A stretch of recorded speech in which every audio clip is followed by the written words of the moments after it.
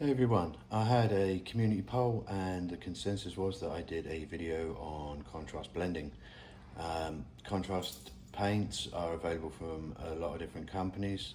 Predominantly I use Games Workshop's ones, but I also make my own. It's just a watered down, thinned out version of any paint colour you wish to use. You could use a medium, or like me with this video, I use just plain old water. For me, it's an easy contrast to make. With a medium, it might stay wet slightly longer is all. I like water. I know where I stand with water. I've used it for 30 plus years, so I understand it. I do have mediums as well, but I haven't tried using it on these sort of smaller contrast areas. So for a face, I find water is a very controllable substance to mix your paints down with. So without further ado, let's get into it. I'll show you the paints I'm going to use, just to run you through them quickly because they'll probably be quite quick shots. I use a Bugman's Glow as my base colour for the flesh, and I go over it with a contrast of Snakebite Leather from GW. Those are both GW paints, and then I use a Vallejo White as the mixer for the flesh tone as I bring it up from the base colour through to the highlight colours. Those are the three colours I use. So without further ado, let's get on with the video. Once more, here's the Bugman's Glow by Citadel. Also use the Vallejo White. It's a beautiful white, not too pasty. And then I use the contrast Snakebite Leather. Let's get into it. This is a 3-to-1 mix of Bugman's Glow. It's a maybe even a 2-to-1 just for this base coat. It gets it up to that kind of, sorry about the focus on there. It will come into focus later. It just decides that the focal point is my paintbrush in the paint pot, and it's reminding me I shouldn't do that. Here it's just the base coat, and then I go over with the Snakebite contrast. I love the Snakebite contrast. I use this on so many different colours, but for flesh it gives it a nice deep sort of rich tone. These Space Marines have got a grizzled look, so I like to have the dark base. This is the colour I'm kind of starting with. It's going to end up as like the sub base, because the next shade I'm going to do is a very watered down wash almost. Beyond contrast, it's more of a wash. So I imagine if you added a few drops of water to your contrast, this is what you'd come up with. I've switched out to my favourite brush, my size 1 Winsor & Newton Series 7. The point on this is insane, and it stays for such a long time. It has a fat body as well, but I use this for the rest of the video. See what I'm doing here? You can barely see the paint going on. It's such a thin wash, maybe even 4-5-to-1 ratio. You can practice yourself, but yeah, I'm using it very wet down. It doesn't matter if you wet it down too much, you'll know it'll just run into all the creases. So what you're trying to avoid is that, but keeping it on all the high points. I'm actually going over everything with this, so all the contrast. What you find with contrast paints, they have a shine to them when they, almost like a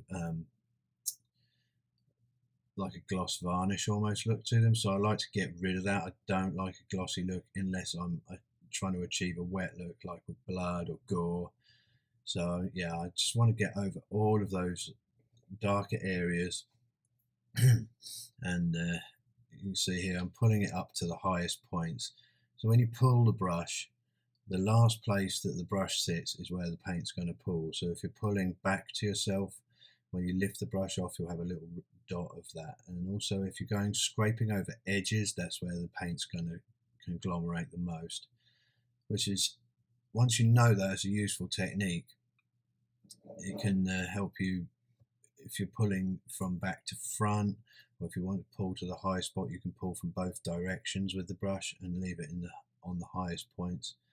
This is my second mix, so all I've done is removed a little bit of the water from the mix. Here I'm probably using it like a 3-to-1 and slightly dampening the brush. You have to forgive the brush head, it will come back to me, but it's the slightly thicker paint, so you still get the same level of control, and you can still move it around.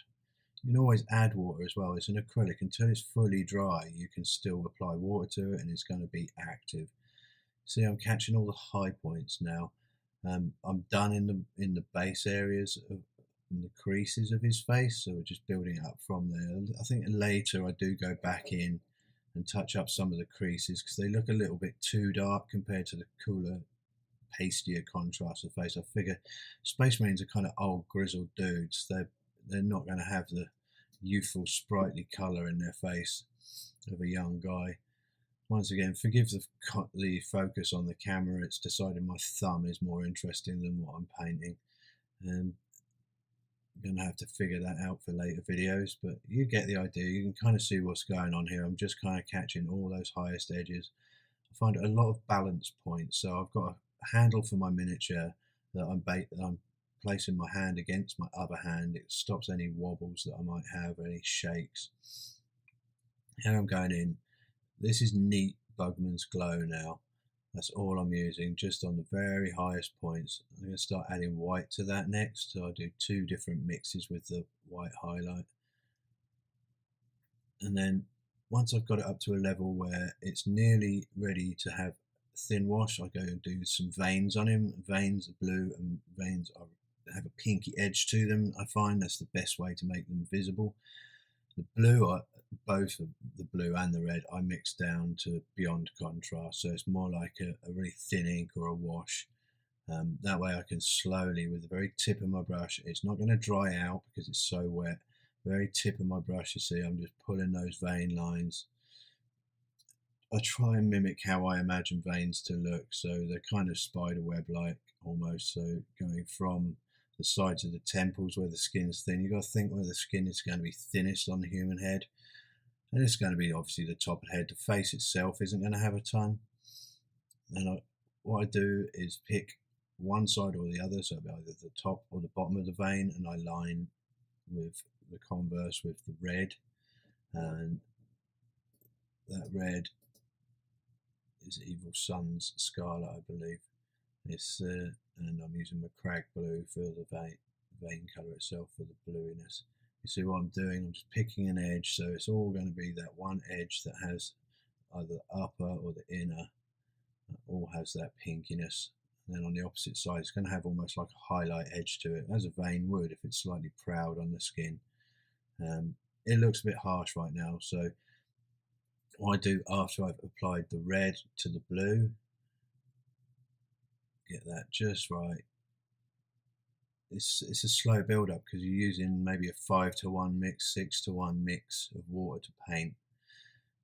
That way you slowly build it up, and you can allow it to pool in certain areas where the veins are more prominent, forehead, sides of the temple, and then getting lighter as it comes to the sort of fattier areas like the base of the skull around there.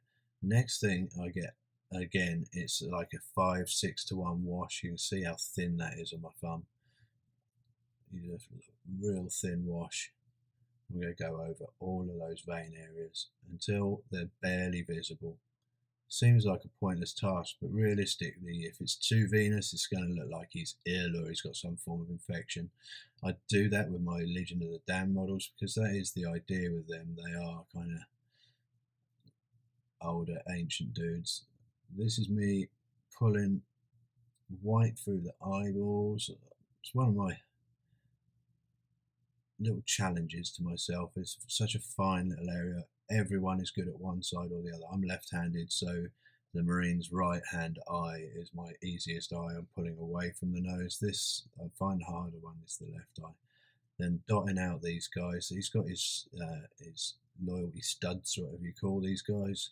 Do them because I'm doing them all non-metallics. I'm doing them black first. Black is also great, even if you're using metallics. It will give it a little black ring around the base of the stud when you just dot the top of it with some silver.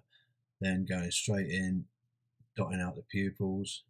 This is where I end up with my cross-eyed dude first, and then re-white it, then do the dot again, then re-white it, then do the dot again. It doesn't matter how many times you do it, just try not to get it on the skin, but you know, your wet palette has all those skin tones anyway, so don't panic. I think it's panic that makes us mess up. Do the second eye. I'm not going to concentrate too much on this because the focal point is obviously my gorgeous hand. Yeah, you got your dotted eyes, proof that I did do it right, and his little teeth as well. I picked out the teeth earlier on.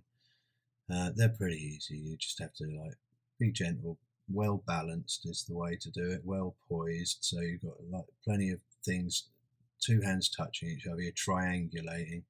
Well, that was me just dotting those with white, those little studs. And that really sets the whole face off. You can just see the veins through the skin. So that's that. That's my contrast video. This is the finished article. I hope you like them. I hope you can achieve something similar. Just try and try and try again is my best advice. You won't get it first time. Just be gentle and be good. Be kind to yourself. This is the guy finished up. If you have any questions, feel free to ask me. I will answer every question I'm sent.